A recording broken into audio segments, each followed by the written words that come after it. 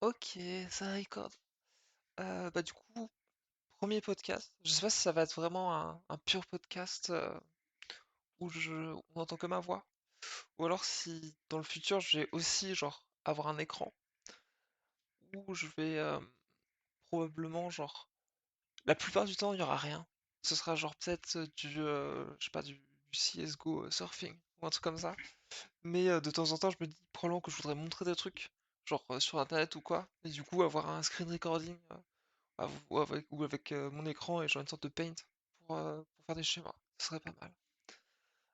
Du coup, nous sommes le 1er janvier 2025 et il est 3h21 du matin. Donc, ouais, exactement. Là, je viens juste, enfin, je suis rentré du réveillon du Nouvel An. Euh, Ça fait quelques minutes maintenant quand même. À la base, dans ma tête, quand je rentrais dans la voiture, j'étais en mode, je vais commencer à enregistrer ça dès que je rentrerai. Mais bon, après, je me suis fait un petit peu ralentir par l'audio sous Linux. Classique. Du coup, alors, j'ai pas de plan ultra clair de ce que je veux parler, mais je pense que, genre, je vais parler des trucs auxquels j'ai commencé à penser dans la voiture en rentrant. Du coup, là, j'étais au réveillon avec des potes et en fait, je me suis fait un petit peu, genre, comment dire, cassé dans mon élan, on va dire. C'est-à-dire que, au final, je suis rentré plus tôt que ce que je pensais. On était chez quelqu'un, puis après, on est allé dans une sorte d'after en quelque sorte. Et je pensais rester quelques heures, et puis au final, je suis resté que quelques minutes. Peut-être 30 minutes, je sais pas, même pas, un truc comme ça. Et, euh, et en fait, genre, j'ai l'impression que cette soirée, j'ai genre, j'ai appris des trucs un peu sur moi, quoi. Comme d'habitude. Genre, en gros, j'ai l'impression. Putain, c'est beaucoup plus dur que ce que je me dans, dans ma tête. En fait, dans ma tête, j'étais dans la voiture, là, et j'étais en mode. Ok, genre, quand je rentre, il faut que j'enregistre ça, parce que là, j'ai plein d'idées, et puis genre, nouvelle année, tu vois, New Year, New Me. Je commence à faire ce que je dis, ce que je vais faire. Et ça fait un moment que je disais, il faut que j'enregistre des trucs comme ça. Et du coup, je me suis dit, ok, là, il faut que je sois un petit peu sérieuse là-dessus. Et du coup, dans ma tête, genre, j'imaginais ça et je commençais à me dire quelques trucs que je pourrais dire, de quoi je voulais parler, les pensées que j'avais en tête.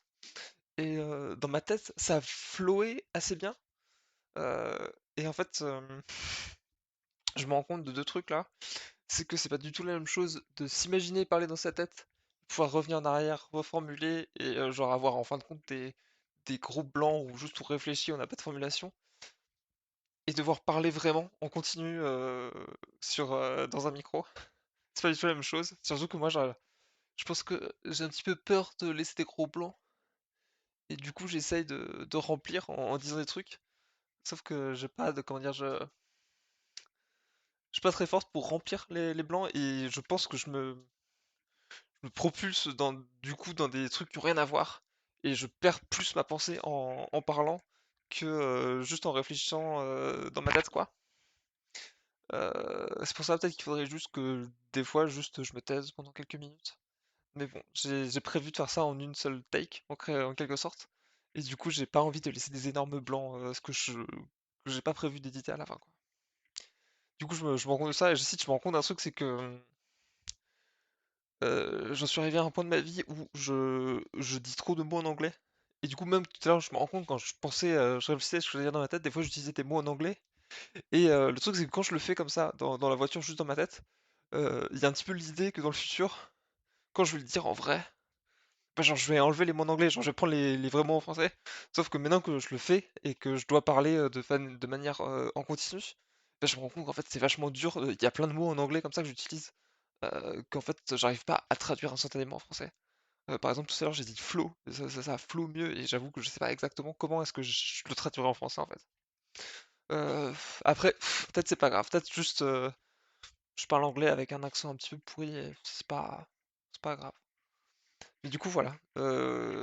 Du coup, de qu'est-ce que je disais?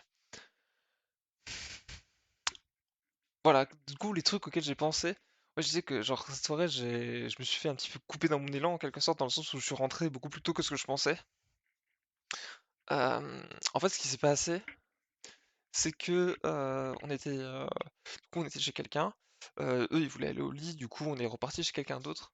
Et quand on est arrivé, c'est cette autre personne, c'est cet autre pote.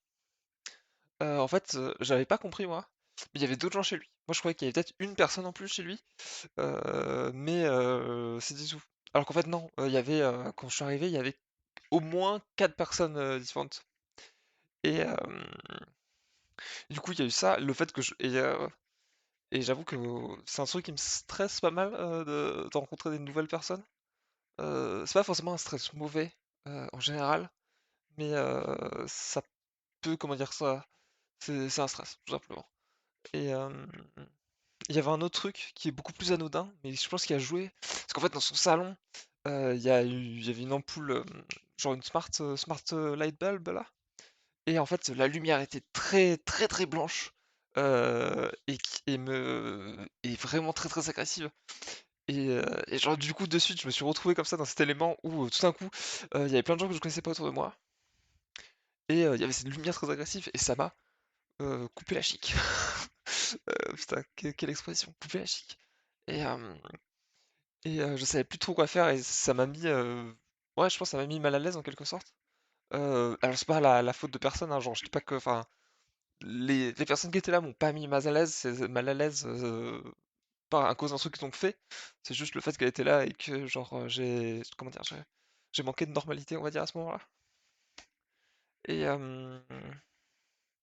et au final c'était pas, comment dire, c'était vraiment, comment dire, un point qui m'a déstabilisé.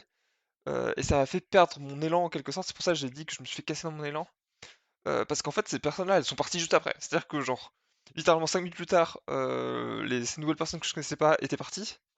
Et là, ils avaient changé la couleur de l'ampoule Smart, quoi. Et elle était beaucoup plus normale, quoi. Euh, du coup, en soi, comment dire, les éléments qui m'ont gêné, qui m'ont mis mal à l'aise, sont disparus très vite, quoi, en quelques minutes. Et pourtant, j'ai pas réussi à reprendre le cours de ma vie en quelque sorte. Et du coup, je suis resté, j'ai phasé pendant, je sais pas, 30 minutes. Et en fin de compte, j'ai décidé de rentrer chez moi, quoi. Euh, et ça m'a fait me rendre compte, et ça, cette expérience, ça m'a fait me rendre compte de pas mal de trucs. Euh, Notamment le fait que, genre, je suis pas la meilleure personne pour juger de à quel point je suis à l'aise socialement, en quelque sorte. C'est-à-dire que je pensais que j'avais une meilleure capacité à gérer une situation sociale et à ne pas me laisser déstabiliser par des trucs un petit peu à la con comme ça, quoi. Et pas du tout, parce que, enfin, je sais que euh, j'ai jamais été excellente pour gérer des situations sociales comme ça. Mais j'ai l'impression que j'ai fait des efforts. C'est-à-dire que, en gros, moi j'ai l'impression que dans ma tête, ma vie a un petit peu commencé quand je suis rentré au collège. Dans le sens où, comment dire, souvent, enfin, vous savez, genre, des fois les adultes disent ça, que en gros, euh, avant le collège, les enfants sont pas vraiment des personnes. C'est-à-dire que, enfin, genre, ont pas vraiment t'as l'impression que les enfants, quand ils sont très jeunes, ils ont pas vraiment d'intériorité, quoi. Et que c'est que quand ils arrivent au collège, voire certains disent que quand ils arrivent au lycée, que les jeunes commencent à avoir une intériorité, ça commence à être des vraies personnes, et on peut parler et avoir des discussions intéressantes avec elles. Euh, je pense que, comment dire, quand on y réfléchit un petit peu objectivement, c'est évidemment faux. Mais dans ma tête, pour moi, quand je pense à moi-même dans ma tête, ça me paraît vrai. C'est-à-dire que dans ma tête, j'avais pas d'intériorité avant d'arriver au collège. J'ai pas de, comment dire, quand j'ai des souvenirs qui prédatent le collège, mais c'est des souvenirs dont je suis extrêmement détaché, comme si c'était vraiment une autre personne. Là où mes souvenirs du collège, c'est vraiment, c'est quelque chose qui fait sens dans un, genre il y a un continuum entre la personne que j'étais au collège et la personne que je suis aujourd'hui. et je retrouve pas du tout ce continuum entre la personne que j'étais à l'école primaire et la personne que je suis aujourd'hui. Et je pense que une des raisons de ça, c'est le fait que en gros, il y a eu un moment de cassure, c'est-à-dire que c'est quand je suis arrivé au collège que je me suis rendu compte que les autres me percevaient, en quelque sorte. Je sais pas si vous voyez ce que je veux dire. En, en gros, quand j'étais avant le collège, j'ai l'impression que j'étais assez euh, j'avais pas vraiment la sensation que les autres me percevaient comme une personne. C'est-à-dire que hmm, je savais que il y avait une perception de moi, mais je pense que c'était juste ma mère en fait. Genre vraiment la seule personne qui, qui avait dont l'avis avait une importance pour moi, c'était ma mère en quelque sorte. Et en fin de compte, toutes les autres perceptions qu'il pouvait avoir de moi, je pense que la façon dont je me rappelle, c'est que je les analysais que à travers ce que ma mère pourrait penser de moi. C'est-à-dire que, par exemple, si j'avais une interaction avec ma maîtresse, par exemple, genre, j'étais pas tant intéressé par ce que ma maîtresse pensait de moi que ce que ma mère penserait de moi quand ma maîtresse parlerait de moi à ma mère. Vous voyez ce que je veux dire? Et, euh, et du coup, des fois, j'étais assez, comment dire, carefree en quelque sorte. C'est-à-dire que je m'en foutais entre guillemets, je m'en foutais un peu de ce que les gens pensaient de moi au-delà de ma mère. Et du coup, je me comportais de façon très euh, genuine. Je sais pas comment dire en français, genuine. Enfin bref. Et concrètement, j'avais pas peur du regard des autres au-delà de celui de ma mère. C'est d'autant plus le cas avec les gens qui, je savais, avaient très peu de chance d'avoir des interactions avec ma mère. Notamment, bah, par exemple, je me contentais pas du tout pareil avec mes camarades, par exemple, ou avec les dames de la cantine, qu'avec mes profs. Et c'était pas du tout. Enfin, j'ai pas l'impression que c'était une question d'autorité ou de, comment dire, de place sociale, entre guillemets. Pour moi, c'était plus parce que il y avait très peu de chances que mes camarades ou que les dames de la cantine interagissent directement avec ma mère, alors qu'il y avait des très fortes chances que mes profs interagissent avec ma mère. Et du coup, c'est de là que venait la différence que je faisais en matin entre les deux. Et du coup, j'avais pas une conscience forte que d'autres personnes que ma mère me voyaient, me percevaient et se faisaient une image de moi par empathie avec moi, entre guillemets. Genre, dans le sens où j'étais une sorte de mini psychopathe qui n'avait pas vraiment d'empathie et qui ne se rendait pas compte que les autres étaient des vraies personnes qui pensaient comme moi et qui se forgeaient des opinions sur moi comme moi je me force des opinions sur eux. Et tout ça a changé quand je suis arrivé au collège. Quand je suis arrivé au collège, c'est là que j'ai eu la première, j'ai l'impression, la première expérience directe de, euh, enfin expérience directe, expérience profonde, on va dire, de la perception des autres. Genre, je me suis rendu compte d'un coup, et c'était vraiment une douche froide, que putain, genre, il y a d'autres gens, ils pensent les mêmes trucs que moi, et ils me regardent, et ils s'imaginent des choses sur moi sans avoir accès directement à ma propre conscience. Et c'est ce qui est terrifiant. La première fois que tu t'en rends compte, c'est vraiment terrifiant. Ça a été vraiment le moment où je me suis fait, enfin, comme si j'ai croqué dans la pomme, quoi. J'ai eu, tout à coup, j'ai reçu la connaissance et j'ai eu honte de ma nudité et je me suis fait éjecter du jardin d'Éden, quoi. Et ça a été terrible. Et d'ailleurs, je pense que ça se voit dans mon changement de comportement.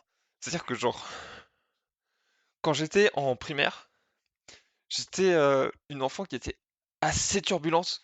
Genre, souvent, je me rappelle sur tous mes bulletins, il y a marqué que je respectais pas les gens, que bon, j'étais bonne à l'école, mais que je faisais plein de conneries, des trucs comme ça. Et ça a changé du tout au tout au collège, où je suis devenu extrêmement effacé, je faisais pas de vagues, les gens parlaient pas de moi, genre, j'avais des bonnes notes, mais malgré le fait que j'avais des bonnes notes, mes profs ne me remarquaient pas tant que ça. Parce que vraiment, j'étais comme plutôt, comment dire, je faisais pas, j'essayais de pas faire, de pas trop amener l'attention sur moi. Même si après, enfin, ça n'a pas forcément très bien marché, mais c'est une autre histoire. Enfin bref, et du coup, oui, je disais ça, je disais ça parce que je disais que, oui, j'avais pas l'impression d'avoir une vraie intériorité avant le collège parce que je n'avais pas, d'empathie pour les autres et donc en quelque sorte, j'avais pas d'empathie pour moi-même non plus. Et du coup, c'est à partir de cette réalisation-là que j'ai commencé à devoir me demander: «OK, genre, enfin, les autres sont des êtres humains, les autres me perçoivent, les autres se forgent une opinion de moi. Et du coup, je me suis rendu compte à ce moment-là qu'il fallait que je fasse des efforts conscients pour interagir avec ces personnes et avoir des relations sociales avec ces personnes et en quelque sorte me présenter de sorte à ce qu'ils puissent se faire une opinion de moi qui est sinon, comment dire, sinon honnête, au moins relativement positive. Euh, En tout cas pas trop négative. Et, euh, et c'est du coup de là que a commencé ma bataille, ma uphill battle, comme disent les Anglais, pour devenir un être social qui, euh, qui n'est pas complètement, euh, qui, qui n'est pas complètement sorti de à l'écart de la société, on va dire. Euh, et au début, c'était vraiment pas fameux. Genre, enfin, je vais pas faire toute une histoire de moi au collège, au lycée, tout ça, mais c'était pas. Le moins qu'on puisse dire, c'est que c'était pas insane, quoi. Genre, c'était pas le meilleur moment pour me connaître, je pense, que souvent, enfin, voilà. Mais à partir du lycée, je dirais du genre, à partir, on va dire, de la première, je pense que j'ai commencé à faire vraiment des efforts beaucoup plus fructueux, on va dire, et j'ai commencé à avancer dans le bon sens. Euh, et le truc, c'est que du coup, depuis ce temps-là, je pense que je me suis amélioré, je me suis rendu compte de choses sur comment on interagit avec les gens, comment on essaye de, comment dire, de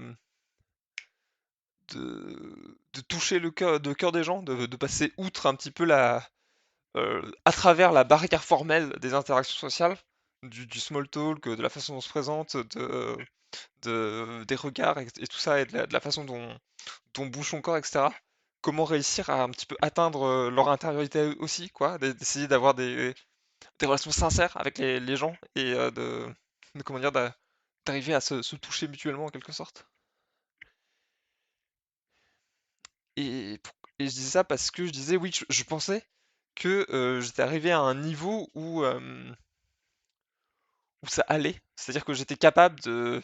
Un niveau où, en gros, j'étais capable de recover d'une situation gênante où, genre, je m'étais chié, genre, il y avait un crash dans mon moteur social en quelque sorte, et que j'étais capable de le redémarrer en live, entre guillemets, quoi. Euh, Et ce soir, je me suis rendu compte que c'était pas autant le cas que ça. Genre que il y avait encore des événements très anodins qui pouvaient me faire cracher comme ça et j'étais pas capable de recover quoi. Genre il fallait que je m'éloigne de la situation et que je prenne je sais pas combien de temps mais probablement plusieurs heures pour pouvoir recommencer à bien gérer mes interactions sociales. Et, euh, et je pense que c'est dû à plusieurs trucs. Mais un truc particulier dont je me suis rendu compte ce soir, c'est que je suis arrivé un petit peu au. Hop, désolé. Hop, désolé. Je suis arrivé un petit peu au bout de certains de mes outils préférés du moment pour les interactions sociales. Enfin, au fur et à mesure qu'on avance Parce que le truc, c'est que quand on avance dans les interactions sociales, c'est pas juste que y a un idéal à atteindre et qu'il faut toujours travailler pour aller plus près de cet idéal. C'est-à-dire que s'il y a un idéal, il est changeant quoi. Il change avec les personnes qu'on fréquente euh, et il change avec comment dire l'âge qu'on a, les milieux sociaux dans lesquels on évolue évidemment, mais aussi comment dire, il change fondamentalement parce que les gens s'attendent à ce que tu changes. tu peux pas toujours faire la même chose et interagir pareil avec les gens tous les jours, sans que les gens commencent à te dire mais putain mais cette personne est trop chelou quoi. Genre et surtout cette personne est énervante en fait. Genre j'en ai marre de tout le temps avoir les mêmes interactions avec cette personne et euh, en gros les gens au bout d'un moment vont commencer à se rendre compte que t'as une sorte de marionnette en fait qui a un algorithme dans la tête et qui fait tout le temps la même chose et ça va commencer à devenir très étrange et probablement très énervant. Je pense, hein, parce que je dis ça. Alors attendez, je bois un peu.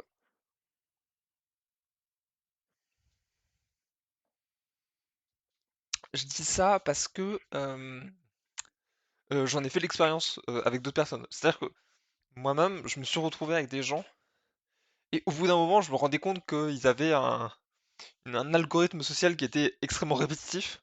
Et j'avais toujours les mêmes interactions avec ces gens-là. Et au bout d'un moment, je me suis dit, putain, mais je me fais trop chier en fait. J'en ai marre de parler et d'interagir avec ces gens-là.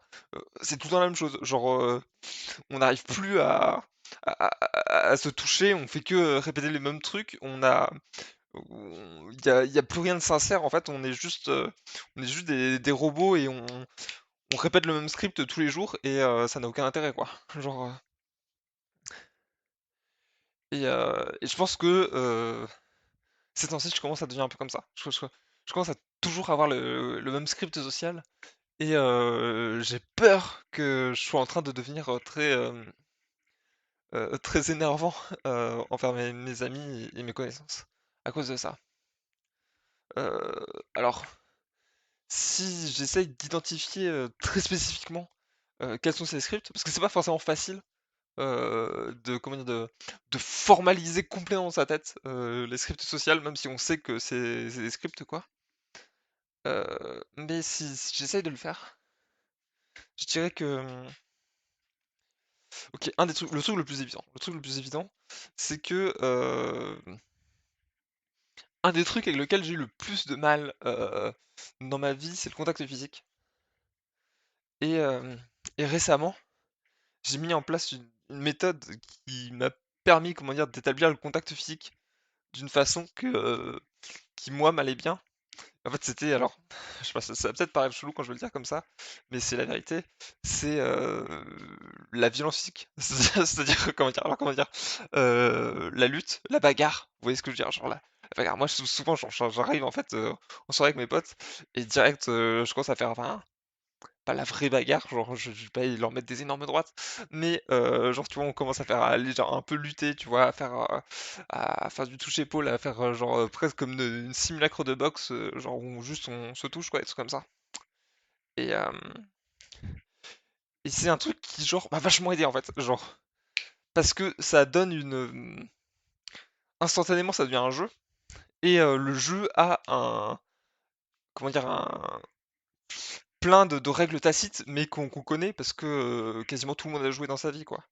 Et ça permet de passer outre énormément de l'awkwardness, on va dire, de tout ce qui est comment dire, le contact physique en général. C'est probablement un des trucs, parce que ça dirait que ça touche un peu à l'intime, et du coup c'est un des trucs qui devient comment dire, qui devient très vite très problématique pour les gens, et comment dire, qui met le plus à l'épreuve leur script social en quelque sorte. Et je pense, et ça m'a vachement aidé, mine de rien. D'ailleurs, je sais plus c'est quoi, mais genre, je me rappelle que j'avais fait une vidéo euh, qui était, comment dire, qui était pas très scientifiquement justifiée. Et je pense qu'il y avait beaucoup de bullshit dedans. Mais ça parlait de la lutte comment dire, comme langage social. Et le mec prenait plusieurs exemples. Il prenait l'exemple des gens qui font de la lutte aux États-Unis, qui en font depuis qu'ils sont tout petits. Ou je crois que c'était aussi des groupes de lutteurs mongoliens euh, qui, où il disait que genre souvent quand ils interagissaient avec les gens, dès qu'ils commençaient une interaction sociale, tu vois, ça commençait par se toucher, par lutter un petit peu, par tester un petit vite fait la force de l'autre, quoi, toucher les muscles de l'autre, et que c'était comme un langage en fait, comme une façon à part entière de communiquer, et ça a vachement résonné avec moi. J'étais en mode ouais, je je l'ai ressenti presque instinctivement ça quand j'ai commencé à faire ça. Et du coup voilà, ça m'a beaucoup pété. Mais je pense que ça fait un moment que je fais ça maintenant. Et je pense que les gens commencent à en avoir marre de moi, quoi, c'est ça. Genre, je pense que les gens commencent à se dire, mais putain, mais genre, s'il te plaît, stop, quoi. Genre, c'est trop. Surtout que, genre, autant pour moi, c'est assez instinctif, autant j'ai l'impression que c'est pas forcément pour tout le monde. Et je pense que, enfin, c'est pas tous mes amis de la même façon, mais je suis à peu près sûr qu'il y a au moins certains et certaines de mes amis que vraiment ça les énerve, genre ils en peuvent plus. Ça leur casse les couilles et c'est un problème que j'ai, c'est que comme chez moi, comment dire, les interactions sociales sont très formalisées dans ma tête, je veux dire. Bah comment dire, quand je me rends compte qu'il y en a une façon que j'ai d'interagir avec les gens qui marche pas, bah j'ai pas forcément la capacité à improviser une nouvelle façon d'interagir. Et du coup, souvent, je me retrouve coincé, ou genre, ça m'est arrivé plein de fois dans plein de situations où je sens que ça marche plus, que le contact est brisé, que on n'arrive plus à se comprendre, et que je commence à énerver les gens. Et je sais pas quoi faire pour arranger ça. Et du coup, malgré le fait que je sens que les gens commencent à être ennuyés avec moi, énervés contre moi, je continue à me comporter pareil parce que j'ai pas de plan B en fait. Genre, et c'est très, comment dire, en général, quand je rentre chez moi, je me déteste quoi. Je suis en mode, ah, putain, mais pourquoi t'as fait ça? Genre, sois normal en fait. Juste, genre, il faudrait que j'ai plus de plan B entre guillemets et que j'ai la capacité de les mettre en place. Et, euh, et je pense qu'actuellement il se passe ça. Je pense qu'actuellement il se passe ça avec ce script-là, qui est le script de la bagarre pour établir le contact physique et une forme de communication plus générale. Je pense qu'on a d'autres. Je pense que comme je disais, comme pour moi c'est très formel les interactions sociales, je pense aussi que j'ai une petite tendance à, comment dire, à beaucoup me répéter. Notamment, j'ai remarqué ça, quand je parle avec énormément, comment dire, de mèmes. Alors quand je dis des mèmes, c'est au sens très général. Ça peut être littéralement des mèmes, genre sur Internet, quoi. Mais ça peut être juste des trucs que j'ai entendus et que instantanément je commence à répéter constamment. Ça peut être genre une expression que ma grand-mère disait. Ça peut être juste genre une phrase que j'ai entendue à la télé comme ça peut être des paroles de chansons et tout comme ça. Et je passe mon temps à les répéter, quoi. Et, et je pense qu'au début, ça m'a un peu aidé parce que bah, c'est comment dire, c'est un petit peu du lubrifiant social, genre, enfin, dès que tu sais pas quoi dire, tu répètes un truc comme ça. Et comment dire, ça peut être dans cette situation une forme d'humour. Ça fait rire les gens, quoi, parce que tu t'y attends pas, ça a pas de contexte, et d'un seul coup, enfin, tu dis un truc qui a rien à voir, et genre, ça commence à presque devenir une sorte de catchphrase, et tu deviens, enfin, comment dire, tu te cartoonises toi-même en quelque sorte, genre tu t'inventes une sorte de lore où t'as tes catchphrases et comment dire ça donne un rôle social très caricatural et du coup facile à tenir on va dire sur le court terme. Mais le problème c'est que sur le long terme bah pareil ça devient trop chiant en fait. Genre les gens ils en peuvent plus, genre enfin arrête de tout le temps dire la même chose, de tout le temps répéter la même phrase, genre c'est trop énervant en fait. Et pareil, pareil, encore une fois, c'est quelque chose que j'ai vécu de l'extérieur. C'est-à-dire qu'il y a des gens qui avaient ce même comportement, à toujours répéter la même chose, les mêmes phrases, qui pareil avaient des mêmes vocaux entre guillemets. Et au bout d'un moment, genre, mais putain, mais ferme ta gueule, genre, tais-toi en fait, genre, c'est trop énervant. Et je me rends compte que je fais pareil, je fais pareil, genre, je suis à peu près sûr qu'il y a des gens dans mes amis qui sont actuellement en train de se dire, mais putain, mais quelles sont les couilles en fait, genre est-ce qu'elle peut pas genre changer de disque, trouver d'autres choses à dire quoi. Et surtout trouver d'autres choses intéressantes et entre guillemets importantes à dire. Parce que ça, là je pense qu'on arrive au cœur du problème, c'est que le problème de tous ces scripts sociaux là, c'est que c'est que ça me, comment dire,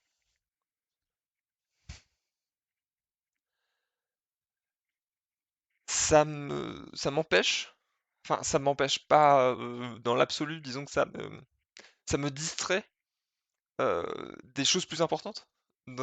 C'est-à-dire que genre, à un moment, tu vois, il y a un blanc dans la conversation, bah potentiellement, il y a la possibilité de partir sur autre chose, de commencer une autre conversation intéressante, ou alors de se rappeler de quelque chose que quelqu'un nous avait dit sur eux, et de se rebondir sur ça et de leur demander, ah, tu m'avais parlé de cette situation que t'avais à l'école, genre comment ça se passe? Ah, en fait, ton pote, machin truc, on n'a pas vu depuis longtemps, qu'est-ce qui lui arrive? Ou alors, genre juste un truc, même, je sais pas, ça peut être des discussions, je sais pas, philosophiques ou quoi, comme tu veux. Et en fait, comme j'ai ce script facile d'avoir des catchphrases comme ça, bah, ça fait que je vais remplir le silence avec ça, et que ça va, comment dire, ça va, bah, au lieu d'essayer d'avoir ces conversations entre guillemets plus intéressantes et plus importantes et plus, comment dire, sincères, et bah je vais remplir le silence avec cette quantité énorme de trucs insipides qui n'ont aucun intérêt, et je vais, comment dire, je vais noyer le reste de la conversation avec ces conneries, quoi. Et, euh, et ça fait que Et en plus, le truc avec ce genre de comportement, c'est qu'il est contagieux, j'ai l'impression. Et du coup, ça, comment dire, ça pousse un peu les autres à renchérir, à faire les clowns, entre guillemets, et d'aussi renchérir sur ces mèmes, au sens général du terme, quoi. Et, euh, et ça fait une conversation qui, sur le coup, fait un petit peu rigoler. Mais après coup, des fois, je me dis, putain, c'était de la merde. Genre, c'était vraiment trop de la dé. Ça m'a cassé, genre, ça me casse les couilles rétrospectivement d'avoir eu une sorte comment dire, d'enchaînement de clowneries débiles, au lieu d'avoir essayé de parler de trucs plus intéressants, plus importants, qui nous touchent plus sincèrement, quoi. Et ça m'énerve trop. Ça me casse les couilles, genre. Des fois, j'ai des soirées comme ça où la majeure partie de la conversation est composée de ces scripts un peu pourris et répétitifs. Et quand je rentre, quoi, genre je suis dans la voiture seul en rentrant, et genre, ah, et ça me fait chier, tu sais, genre ça me dégoûte limite, je suis en mode, putain, ah, c'était de la merde, ah putain, ah, genre qu'est-ce que j'étais con, quoi, genre vraiment, genre c'était genre en mode, genre, si j'avais pas été aussi impliqué dans mon groupe de potes et que j'avais regardé la conversation un petit peu à l'écart, je me serais dit, mais quelle bande de bolos, quoi. Genre vraiment, genre, ah, j'aimerais tellement pas être leur pote, quoi. Ça a l'air trop chiant, en fait, leur soirée, quoi. Et ça m'énerve trop. Ça m'énerve trop, trop, trop. Et, euh, et je pense que, genre, je suis pas la seule personne qui a ce genre de comportement, mais que je suis souvent instigatrice de ce genre de comportement. Et ça m'énerve trop. Ça m'énerve trop. J'aimerais, genre, juste, genre, des fois, juste fermer ma gueule. Et des fois, être capable de, genre, de dire un truc plus sincère. Après, ça, il y a aussi un aspect, comment dire, environnemental, je dirais. Dans le sens où j'ai remarqué que c'est plus facile d'avoir des conversations, comment dire, de meilleure qualité quand il y a moins de gens. Je sais que je saurais pas l'expliquer pourquoi exactement, mais je remarque quand il y a plein de gens, genre, enfin, quand on est quand on est genre plus de 5 ou 6 un truc comme ça, et que j'arrive pas à, genre, tenir les conversations. Une des raisons, c'est tout simplement, je pense, le bruit. C'est pas, comment dire, c'est pas très agréable. Et puis en plus, comme il y a un effet de presque de mini-foule, et ben ça fait que c'est pas, comment dire, le- c'est pas très intime entre guillemets. Et du coup, ça fait que je pense que ça pousse pas vraiment à l'introspection et comment dire, à la conversation sincère, quoi. En plus, souvent, il y a plein de conversations en même temps. Mais ça, par contre, j'ai remarqué, et ça, pour le coup, je pense que c'est aussi un petit peu plus spécifique peut-être à mon groupe de potes, c'est que dans mon groupe de potes, il y a pas mal de gens qui, comme moi, ont, je pense, une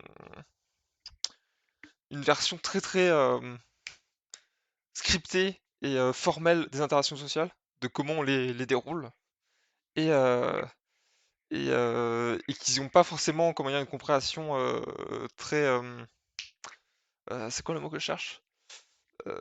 Très évidente, très intuitive, voilà, très intuitive des interactions sociales. Et ça fait que souvent, ça rend les... Plus il y a de personnes, plus les interactions sociales sont complexes, plus ça devient chaotique. Genre typiquement en fait les gens, j'ai remarqué, se coupent tout le temps la parole. Genre c'est-à-dire que souvent genre j'ai une conversation avec quelqu'un, il y a une personne à côté qui, alors qu'on est en pleine conversation, vient commencer une complètement autre conversation avec moi, et genre je suis en mode, putain merde, genre je sais pas à qui répondre, et je me rends bien compte que dans d'autres groupes de gens, on va dire un petit peu plus normaux, ça n'arrive pas quoi. Genre les gens, genre enfin ils, ils trouvent une façon beaucoup plus élégante, on va dire, d'interrompre une conversation, ou alors ils attendent que la conversation soit finie pour poser la question. Et c'est pas trop le cas dans mon groupe de potes. Dans mon groupe de potes, c'est très, c'est souvent ça peut être très chaotique la façon d'interagir. Et pareil, du coup, ça pousse pas à avoir des conversations, je pense, très, euh, comment dire, qualitatives entre guillemets, dans le sens où genre on est interrompu d'un seul coup et genre ça casse un petit peu la communication et le lien qui aurait pu se créer entre les personnes. Ah, je suis désolé, j'ai tapé mon micro. J'espère que ça va pas trop changer. Hop, ok. Et, euh, et, euh, et- mais le truc, ce que je veux dire, c'est pas genre. Je suis pas en train d'essayer de changer mon groupe de potes, que j'aime beaucoup d'ailleurs. Je sais pas, genre. C'est vrai que là, quand. Les dernières 10 minutes de ce que j'ai dit, on a l'impression que mes potes me cassent les couilles, alors que non, pas du tout. Genre, je les apprécie quand même beaucoup. Et régulièrement, quand même, on arrive à avoir des conversations vraiment, euh, on arrive à parler de trucs sincères en nous, quoi. Et, euh, je les aime bien, voilà. Je sais pas, parce que là, il y a un truc, en fait, que c'est une sorte de mini-podcast, ce que je fais. Et évidemment, je sais très bien que très probablement, il n'y a pas grand monde qui va l'écouter. Et il est extrêmement probable que les seules personnes qui vont l'écouter, genre ever, c'est mes potes, les potes dont je parle là actuellement. Euh, du coup, j'essaye. Du coup, il y a deux trucs qui se passent. Il y a le fait qu'il faut que je fasse attention. Enfin, il faut que- dans l'idée, dans l'idée, cet audio-là, il va être public à un moment. Et même si c'est très improbable qu'une personne que je connaisse pas du tout tombe dessus, c'est possible. Il y a toujours cette possibilité-là. Euh, mais en même temps, je sais que il est extrêmement probable que quasiment les seules personnes qui écoutent ça, s'il y a quelqu'un qui est arrivé jusqu'ici, parce que bon, je pense qu'il y a beaucoup de rumbling et que genre c'est un peu chiant, genre là actuellement genre je deviens un petit peu self-conscious, je me rends compte que cet audio est peut-être un petit peu chiant et très haché. Mais donc oui, donc s'il y a des gens qui l'écoutent, ce sera très bon pote.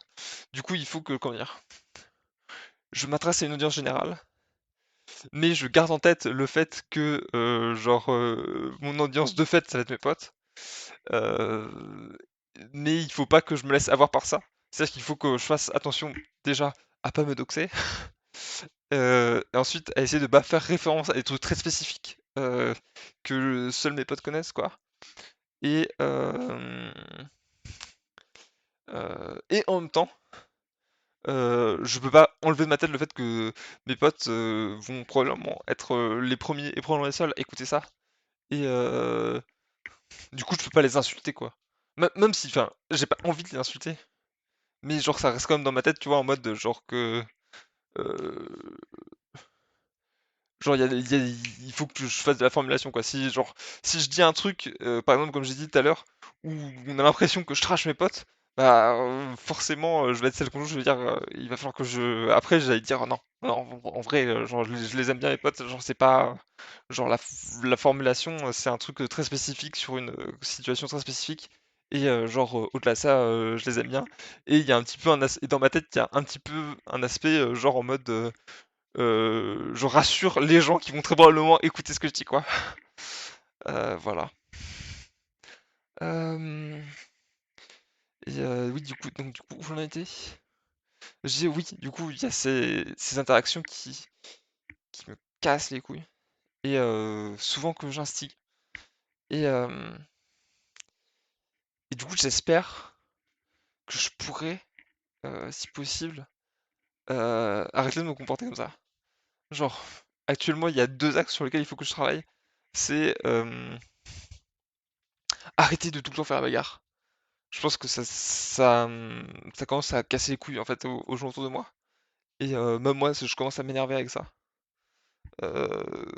Surtout qu'en plus, ça peut, comment dire, genre, non seulement je pense que ça peut casser les couilles aux gens avec qui je vais faire la bagarre, mais aussi à tous les gens autour, ou qui se retrouvent avec deux énergumènes qui sont, qui font n'importe quoi, qui des fois en plus se cognent contre les tables et tout. Enfin bref, c'est trop chiant. Et il faut aussi, je pense, alors attendez, hop, je prends un peu d'eau.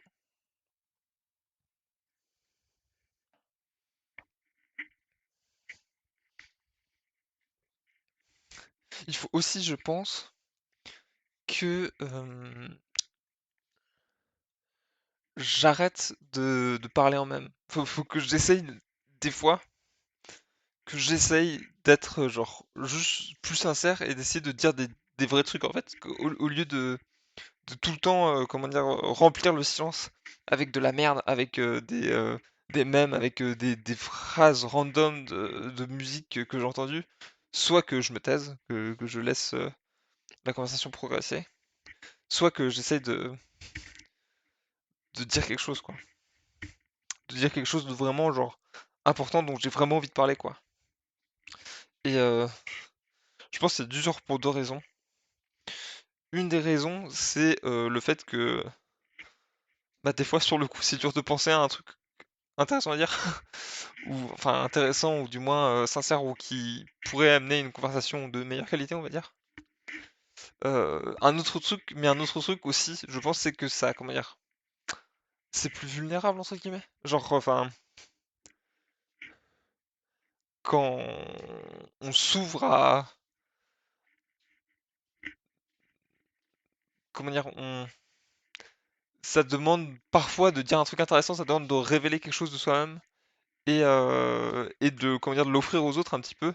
On sait pas comment ça va être pris. C'est-à-dire que, enfin, par exemple, genre, des fois quand on dit de la merde, tu vois, genre, je sais pas, il y a quelqu'un qui se fout de notre gueule, parce que c'est en mode, genre, mais de quoi tu parles, tu vois, genre, c'est complètement con. Et genre, on s'en fout, tu vois, c'est pas grave. De toute façon, enfin, limite, c'était le but de ce qu'on a dit, que de genre, de faire rire les potes, quoi. Mais il se peut que tu dises un truc très sincère comment dire, qui a de l'importance pour toi, et que la réaction soit plus ou moins la même. Et d'un seul coup, genre, tu vois, ça te coupe la respiration, quoi. Genre, c'est comme un coup que tu te prends, tu vois, à ton ego, quoi. Et du coup, forcément, c'est plus. Et puis, au-delà de l'aspect, entre guillemets, moquerie, il y a aussi le fait que le risque que les gens autour de toi ne connectent pas du tout à ce que tu dis. Genre, tu dis un truc, genre, je sais pas, genre, t'as l'impression de dire quelque chose, genre, qui, toi, est vachement important pour toi, que, genre, qui touche au plus profond de ton âme, entre guillemets. Et, euh, et en face, la réponse est très, comment dire, genre, les gens ne ressentent pas du tout les choses comme ça, et ont pas l'air particulièrement intéressés par ce dont tu parles, et genre, le sentiment que tu décris, genre, soit ils trouvent ça complètement banal, soit ils comprennent pas du tout de quoi tu parles, et ils sont en mode, enfin, genre, ok, bah, genre, intéressant, quoi, genre, limite comme si tu venais de parler d'un fun fact comme ça. Et, euh, et ça, c'est terrible. Genre, ça m'est arrivé quelques fois comme ça, de dire un truc qui pour moi était super important. Et je me suis instantanément rendu compte que pour les gens autour de moi, c'était pas du tout important. Et genre, enfin, ils y pensaient pas du tout comme quelque chose qui, comment dire, qui les touchait, quoi. Et du coup, il y a un petit peu comment dire, un raté de connexion avec les autres, entre guillemets. Genre, enfin, tu pensais établir un contact, comment dire, fort, tu vois, genre, tu venais chercher quelque chose qui est au fond de toi, et tu espères que ça va résonner avec quelque chose qui est au fond des autres, et pas du tout. Et genre, là, pendant quelques minutes, tu te sens seul, quoi. Genre, vraiment, t'es en mode, ouah, quoi, genre, vraiment, genre, on est seul sur Terre, en fait. Genre, genre nos expériences ne sont pas universelles. Les gens ne ressentent pas les mêmes choses que toi. Tu ne pourras pas avoir de connexion humaine autour de ça. Et genre, tu es vraiment seul avec tes triples, quoi. Et c'est horrible, en fait. Genre, sur le coup, tu vois, genre, c'est vraiment genre. Tu le vis presque comme une insulte, quoi. Alors qu'en vrai, pas du tout. Et du coup, voilà. Du coup, enfin, c'est un truc plus intéressant, plus sincère, c'est prendre un risque, quoi. Qu'il n'y a pas du tout avec de la merde, genre une phrase de film que t'as entendu et que tu te rappelles comme ça, quoi. Et peut-être aussi, il faudrait que, genre, j'ingénière des situations sociales où il y a un peu moins de monde. Comme je disais, souvent, les conversations les plus intéressantes que j'ai avec mes potes, c'était dans des cadres où il y avait beaucoup moins de personnes. Genre, je dirais, genre, 3 ou 4 personnes, quoi, un truc comme ça. Enfin, bref. Et, euh, et donc, voilà. Je pense que c'est les deux trucs sur lesquels il faut que je travaille.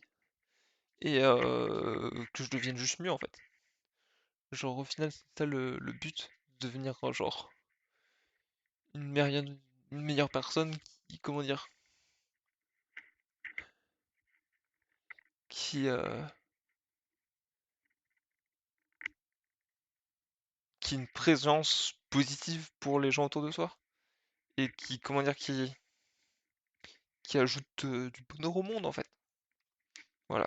Je l'ai dit sur là, oh putain, le dernier truc là, je l'ai dit sur un ton ironique. Ça, c'est un autre truc aussi, c'est que genre, j'utilise trop l'ironie. Genre, il faudrait que j'arrête d'être ironique en fait. Genre, c'est trop énervant.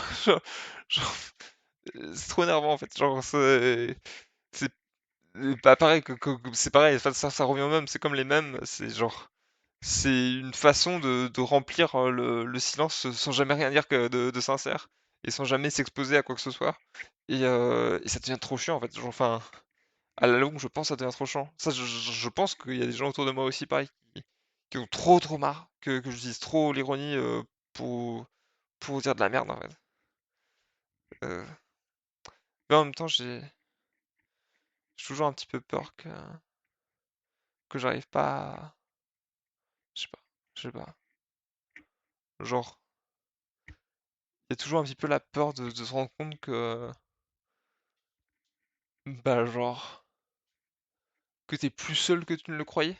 Que genre, que les gens autour de toi, genre, n'ont pas une connexion, la connexion que tu croyais avec toi et avec euh, les émotions qui toi te font vibrer et qu'en fait, genre, euh, l'intégralité de ton contact social se résume en fait à cette ironie, quoi. Et que genre, et que si tu t'en détaches, et bah, tu te rends compte que la connexion plus profonde que tu croyais qui soutenait cette ironie n'existe pas en fait, et que c'est juste genre, c'est juste en gros les scripts, quoi. C'est vraiment genre, il y a rien à part les scripts sociaux qui vous ont réunis et, et c'est tout. Genre, c'est comme un jeu, quoi. Comme un jeu complètement formel où genre, vous avez tout le monde autour de vous à utiliser c'est leur script, leur petit programme social pour comment dire, essayer de former des débuts de relation et que quand on les laisse tomber, quand on essaye de dire un truc plus sincère, et bah genre on se rend compte qu'en fait il y a rien, quoi. Genre on on n'est pas du tout les personnes qu'on pensait être et on s'est imaginé comment dire une connexion humaine qui n'existait pas, quoi. Du coup voilà. Mais je pense qu'au final comme ça vaut le coup. Ça vaut le coup parce que j'en ai trop marre, en fait. J'en ai trop marre de moi-même. Genre, je m'énerve trop. Genre, il faut que je me comporte mieux. Voilà. C'est ma première résolution pour 2025.